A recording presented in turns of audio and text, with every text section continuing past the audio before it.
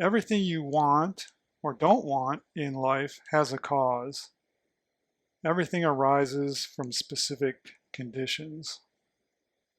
Freedom consists of the absence of an external restraint or restriction on one's actions. And peace consists of freedom from conflict with others. Most people have been trained or programmed to regard freedom as the ability to choose to do whatever one wishes to do, yet also obtain all the results that one desires. This is not how nature works, but the programmers, those who created so-called universal public education, which should be called universal indoctrination, want ordinary people to have this concept of freedom because it leads them to do the very things that bring about human suffering, conflict, and slavery, from which those who are in the know handsomely profit. Outcomes-based public education operates just like dog training. School masters tell students what to think and believe, and students are either rewarded for parroting these beliefs or given negative reinforcement if they refuse the programming. The rewards consist of praise, grades, graduation, and degrees. The negative reinforcement consists of humiliation, failure to, quote, make the grade, end quote, and withholding graduation and degrees. You are taught not to question the books written and approved by the experts and authorities who control the system and profit from it, and not to trust your own direct experience. The so-called authorities write the program and install it in the minds of the students. The students are then tested to see if they have been successfully programmed to use their minds and bodies the way that the authorities want them to use their minds and bodies. The whole process is designed to put your mind in a cage and turn you into an obedient dog who loves the masters and will think only approved thoughts, believe only approved beliefs, and do what the masters want you to do when they want you to do it. Due to this programming, most people live in a state of cognitive dissonance. That means that they hold two contradictory beliefs at the same time. They want health, happiness, freedom, and peace, but they think, speak, and act in ways that cause disease, sorrow, slavery, and conflict. And when anyone challenges them, they will actually defend their freedom to engage in the thoughts, emotions, words, and deeds that cause their disease, disorder, sorrow, slavery, and conflicts. In common parlance, people want to have their cake and eat it too. This occurs because they don't really understand the following natural law. Everyone is free to do whatever one chooses, but no one is free to choose the consequences of their actions. In other words, no one in this realm has absolute freedom. All freedom in this relative world is relative freedom. Everyone has the freedom to choose actions, but natural law determines the consequences of actions. In fact, there could be no freedom at all if the consequences of actions were not determined by natural law.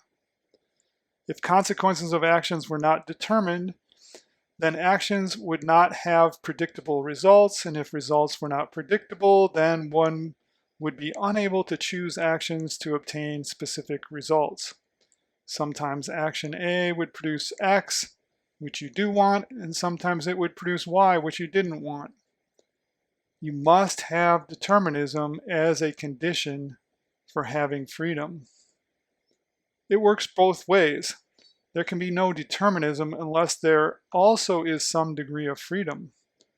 This is because freedom and determinism are dependently originated and relative aspects of experience. Just as you can't have a mountain without a valley or vice versa, because the presence of a mountain generates a valley, and there can't be a valley without a mountain because a valley generates a mountain. You can't have determinism without freedom and vice versa. You can't even define determinism without reference to its opposite, freedom. That is, determinism is the absence of freedom. The question is, what conditions must we meet in order to realize the freedom that we desire and can have? Our problem is ignorance. We don't know the conditions necessary nor how to produce them. The cure for any problem is to remove the cause. To obtain health, we must remove the cause of disease. To obtain happiness, we must remove the cause of discontent. To obtain freedom, we must remove the cause of bondage. To obtain peace, we must remove the cause of conflict. Therefore, we need to know the cause or causes of disease, discontent, bondage, and conflict. According to all the great esoteric spiritual traditions created by the founders of civilization, our real problem is lack of self-knowledge. Thus, the oracle at Delphi gave the secret to obtaining everything one desires, including all forms of freedom. Know thyself. Everything you know or think you know about reality, you know with your mind and senses. These are the only tools you have for gaining knowledge. Did anyone ever point out to you the absolutely irrefutable fact that what you are taught to regard as an external world consists entirely of sensations, perceptions, images, and thoughts about and interpretations of those sensations, perceptions, and images? What you have been trained to regard as an external physical world is actually an experience. And one finds upon careful examination that this experience is similar to a dream. Our experience is created by the condition of our senses and mind. There's nothing mysterious about this. We all know that if we put on rose-colored glasses, everything appears rose-tinted. Most fail to realize that all our senses are filters that limit our perception of nature. Creatures with different sense organs have different perceptions. This means that we cannot perceive reality as it is in itself with our sense organs. What we perceive tells us mostly about the nature of our sense organs, not the nature of reality itself. The same applies to mind. When we study reality with the mind, we are really studying the structure and limits of the mind, i.e., what we assume and what we can and cannot imagine.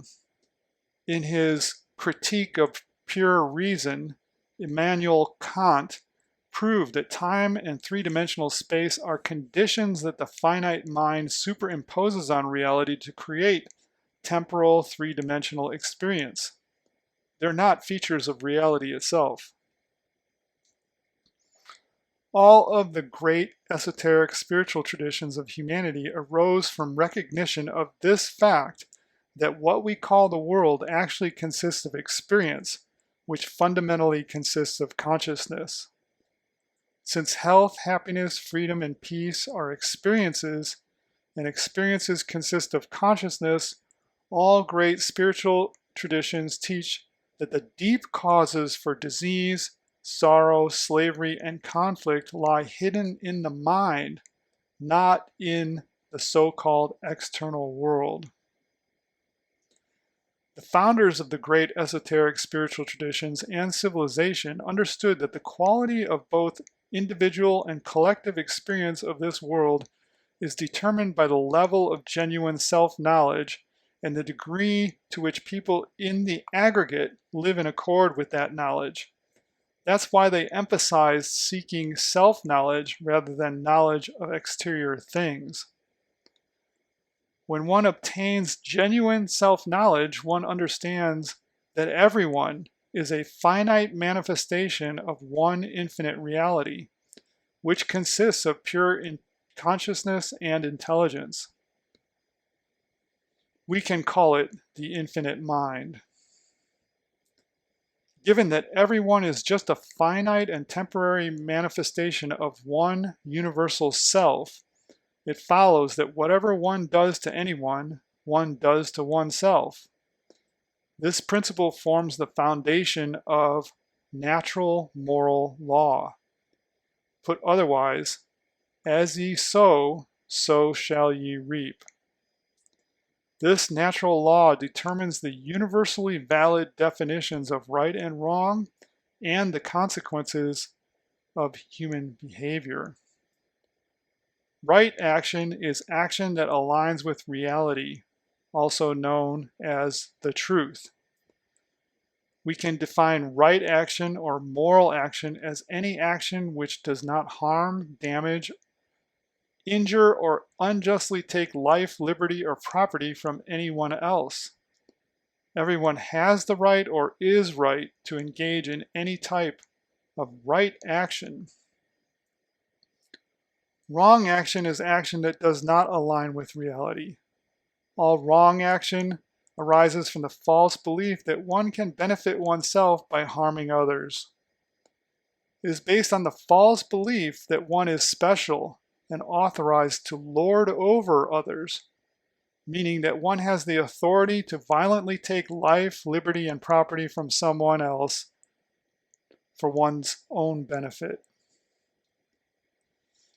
No one has the right or is right to take life, liberty, or property from the rightful owner as determined by nature. The 7 main types of wrong action, also known as aggression or violence, are 1. Taking life, known as murder. 2. Taking liberty, known as coercion, kidnapping, and slavery. 3. Taking bodily safety, known as assault and battery. 4. Taking property, known as theft. 5. Taking privacy, known as trespass. 6. Taking sexual privacy, known as rape. And 7. Taking truth, known as deception or fraud. The law that one sows what one reaps leads us to the golden rule. Do not do to anyone what one would not want done to oneself. Unfortunately, most people today believe that humans, specifically those claiming authority over others as government, determine what is right or wrong through statutory law. This false idea that man determines what is right or wrong is called moral relativism.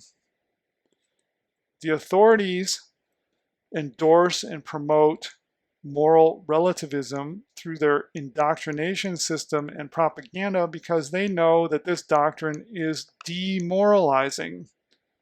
Demoralized people live in conflict with truth and natural law and consequently in conflict with their neighbors. When the common people are at war with one another, they become easy prey for those who want power and profit from conflict. Because people naturally want peace once they have been demoralized, they can be tricked into accepting slavery in order to obtain safety and security. Humans do not create genuine laws. Only nature creates laws. Statutory law is merely human opinion. No man-made law or order can make murder, rape, theft, trespass, assault, fraud, or slavery a right action. These actions are wrong because they violate the order of ownership that is inherent in and produced by nature.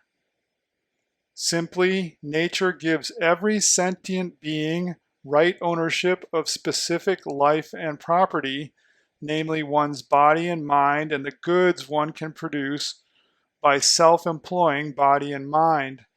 The rightful owner of any life and body is the one who actually occupies, possesses, and lives within that body. One commits a crime when one forcibly takes life, liberty, safety, or property from the rightful owner. Conscience is the faculty by which moral agents recognize and abide by natural law. Unfortunately, few people act in accord with conscience these days. Most choose expedient action over moral action. Again, this is by design. The powers who created modernity and modern education want you to live immorally because that makes you weak, and they take advantage of that for profits and to expand their control over the population. The operation of natural law produces justice. Those who sow harm reap what they have sown, and those who sow love reap what they have sown. The principle of moral justice dictates the results we get in our experience. So long as humans live in a harmony with natural law and are therefore moral and righteous, they become and remain free. On the other hand, so long as humans live by violence and aggression, unjustly taking life, liberty, and property from other sentient beings, they become and remain enslaved. This is the law of freedom. As morality increases, freedom increases. As morality declines, freedom declines and slavery increases. From the current condition of humanity, which is slavery, we can therefore understand that the vast majority of humans are not living in alignment with natural law. If you understand what I have said in this message, you will realize that the vast majority of people falsely believe that they have the authority to forcefully take life, liberty, and property from other sentient beings, including humans, to enrich themselves or to make themselves feel more secure. In other words, they fail to respect natural property rights. This is the occulted, spiritual, and moral cause for much of the unhappiness, slavery, and conflict we collectively experience. It won't end until we level up, gain genuine self-knowledge, and understand and live in accord with natural law.